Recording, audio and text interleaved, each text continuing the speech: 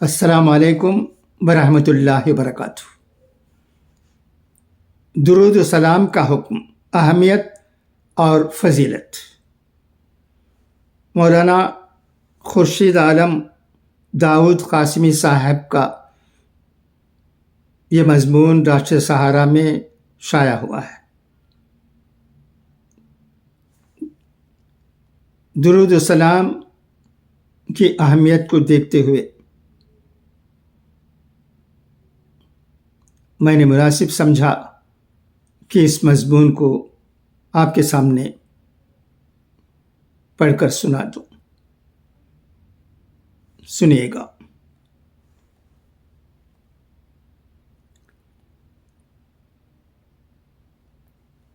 درود و سلام کا حکم، اہمیت اور فضیلت۔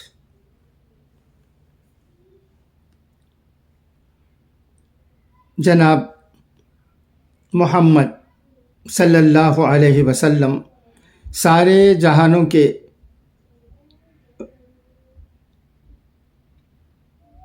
رحمت بنا کر بھیجے گئے۔ آپ صلی اللہ علیہ وسلم کی رحمت و نوازش کا مظاہرہ ہر خاص و عام پر ہوا۔ اللہ پاک کی ساری مخلوقات، انس، جن، حیوانات،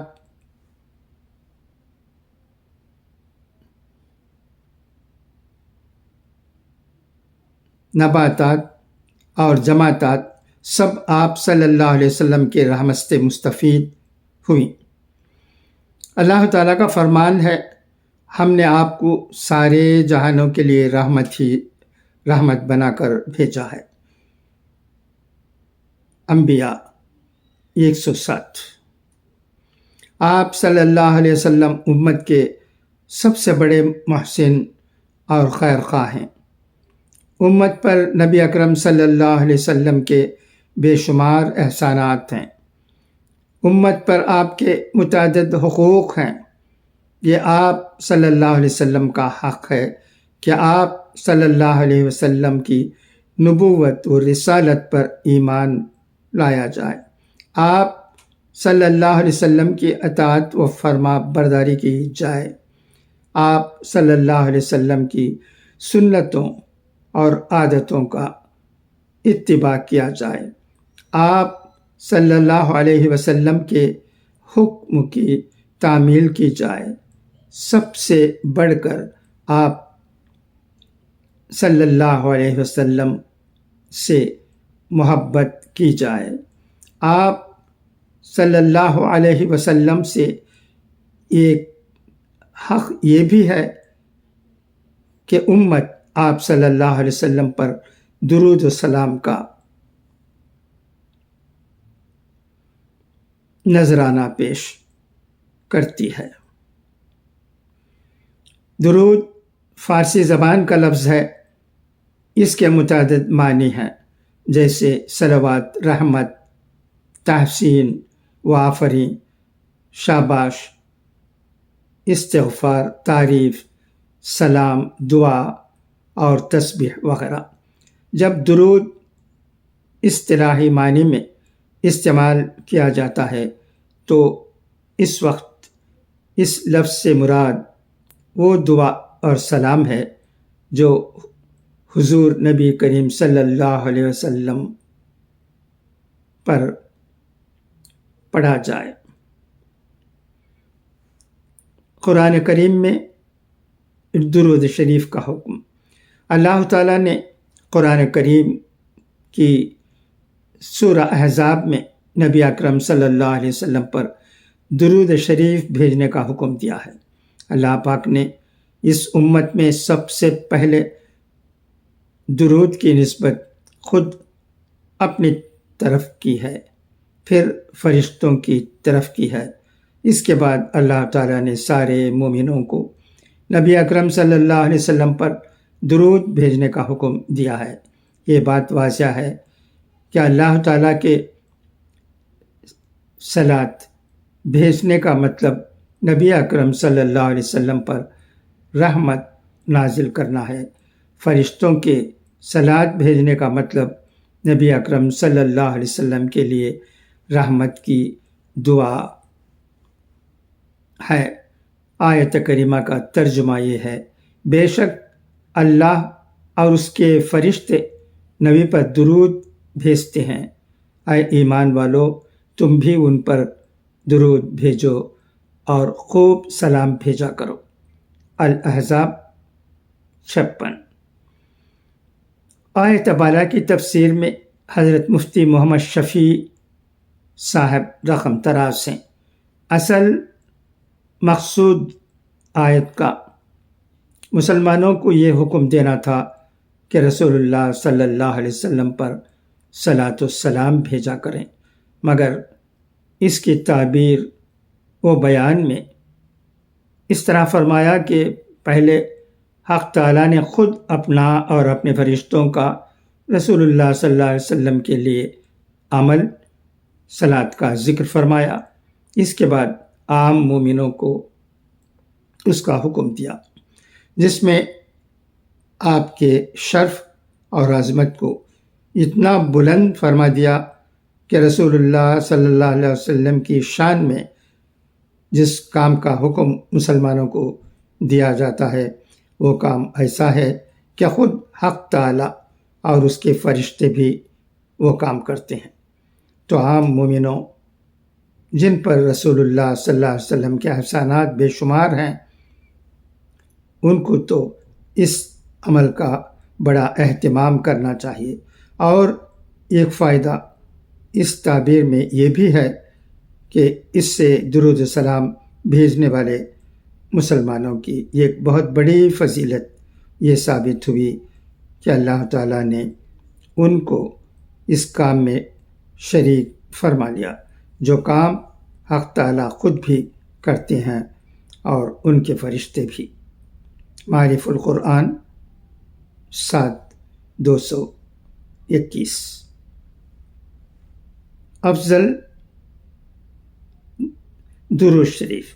کتابوں میں مختلف الفاظ میں درود شریف پائے جاتے ہیں۔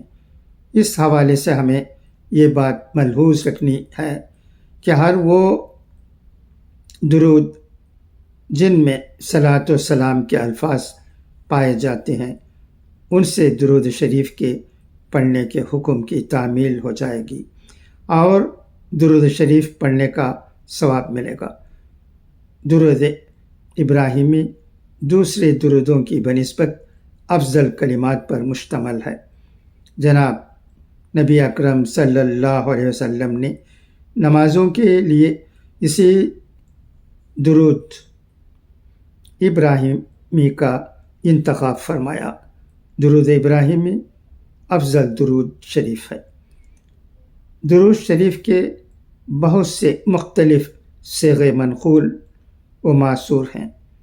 صلاۃ و سلام کے حکم کی تعمیل ہر اس صیغے سے ہو سکتی ہے جس میں صلاۃ و سلام کے الفاظ ہوں، اور یہ بھی ضروری نہیں کہ وہ الفاظ حضرت صلی اللہ علیہ وسلم سے بینہ منقول بھی ہوں، بلکہ جس عبارت سے بھی صلاۃ و سلام کے الفاظ ادا کیے جائیں اس حکم کی تعمیل اور درود شریف کا ثواب حاصل ہو جاتا ہے، مگر یہ ظاہر ہے کہ جو الفاظ خود حضرت صلی اللہ علیہ وسلم سے منقول ہیں وہ زیادہ بابرکت اور زیادہ ثواب کے موجب ہیں۔ اسی لیے صحابہ کرام نے الفاظ صلاۃ آپ سے متعین کرانے کا سوال فرمایا تھا۔ معارف القرآن 7/223۔ عبد الرحمن بن ابی لیلہ فرماتے ہیں کہ میری کعب بن اجرہ رضی اللہ تعالیٰ عنہ سے ملاقات ہوئی۔ انہوں نے فرمایا، کیا میں تمہیں کچھ ہدیہ نہ دوں؟ ایک بار صلی اللہ علیہ وسلم ہمارے پاس تشریف لائے، ہم نے کہا اے اللہ کے رسول صلی اللہ علیہ وسلم، یہ تو ہمیں معلوم ہو گیا کہ آپ پر کن الفاظ میں ہم سلام بھیجیں، لیکن یہ بتا دیں کہ ہم آپ پر درود کس طرح بھیجا کریں۔ رسول اللہ صلی اللہ علیہ وسلم نے ارشاد فرمایا کہ یوں کہا کرو: اللہم صلی علی محمد وعلی آل محمد کما صلیت علی ابراہیم انک حمید مجید، اللہم بارک علی محمد وعلی آل محمد کما بارکت علی ابراہیم انک حمید مجید۔ بخاری 6357۔ درود شریف کے فضائل۔ درود شریف کے فضائل کے حوالے سے چند حدیثیں نقل کی جاتی ہیں۔ درود شریف پڑھنے والوں کے لیے مختلف حدیثوں میں مختلف بشارتیں اور خوشخبریاں آئی ہیں۔ ذیل کی حدیثوں میں یہ ہے کہ جو شخص ایک بار درود شریف پڑھے گا، اللہ تعالیٰ اس پر 10 رحمتیں نازل فرمائیں گے۔ عبداللہ بن عمر بن عاص رضی اللہ تعالیٰ عنہ فرماتے ہیں کہ انہوں نے رسول اللہ صلی اللہ علیہ وسلم کو فرماتے ہوئے سنا: جب آپ مؤذن کو اذان پکارتے سنیں تو آپ بھی وہی کچھ کہیں جو مؤذن کہتا ہے، پھر مجھ پر درود بھیجیں، کیونکہ جو مجھ پر ایک بار درود بھیجے گا، اللہ پاک اس پر 10 بار رحمتیں نازل فرمائیں گے۔ پھر میرے لیے وسیلے کا سوال کریں۔ وسیلہ جنت میں ایک درجہ ہے۔ یہ اللہ کے کسی بندے کے لیے ہے۔ مجھے امید ہے کہ میں ہی وہ بندہ ہوں۔ چنانچہ جس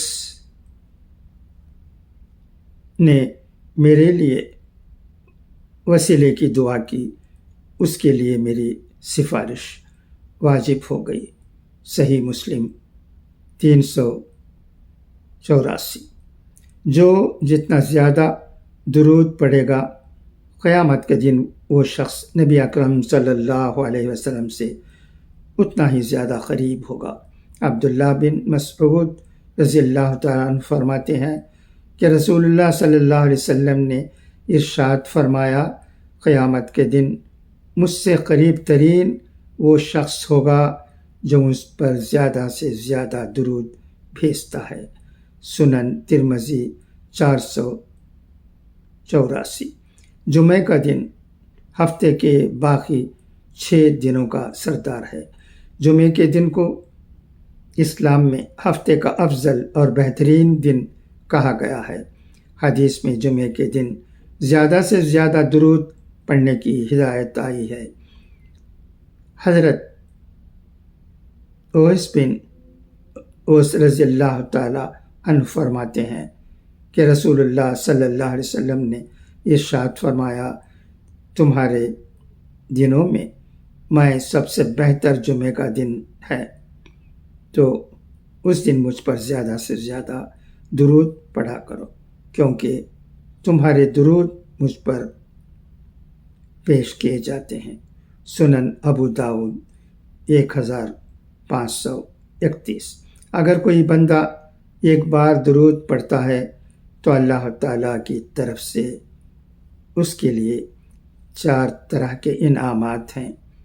رسول اللہ صلی اللہ علیہ وسلم نے ارشاد فرمایا: میری امت میں سے جو شخص مجھ پر ایک بار دل سے اخلاص کے ساتھ درود شریف پڑھتا ہے تو اللہ تعالیٰ اس پر 10 رحمتیں نازل فرماتے ہیں۔